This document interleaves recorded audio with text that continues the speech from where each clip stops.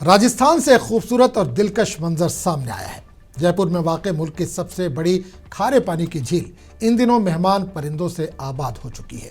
वस्ती एशिया की शदीद सर्दी से बचने के लिए हजारों की तादाद में परिंदे यहाँ पहुँचते हैं और इस बार ये आम वक्त से ज़्यादा देर तक यहाँ ठहरे हुए हैं।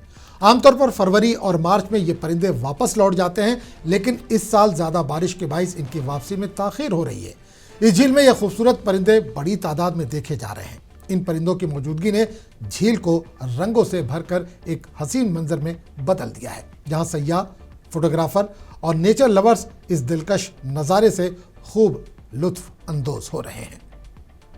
सबसे ज्यादा यहाँ पर नंबर अभी जो इस साल दर्ज किया गया वो लेसर फ्लेमिंगोज का था। हर साल दोनों फ्लेमिंगोज एवरेज आते थे, लेकिन इस साल लेसर फ्लेमिंगोज का नंबर 7 ही रहा। इसके अलावा कई तरह की डक्स है, शाउलर्स वगैरह, पिनटेल्स है, रूडी शेल डक्स वगैरह है, यूरेशियन कर्ल्यूज है, कई तरह के वेडर्स है, प्लोवर्स हैं, उनका नंबर्स भी काफी है। अभी तक भी सांभर के अंदर लगभग 2-2 हजार के पेलिकन के ग्रुप हमने स्पॉट किए, तो डालमेशियन और ग्रेट वाइट दोनों पेलिकन यहाँ पे देखने को मिले।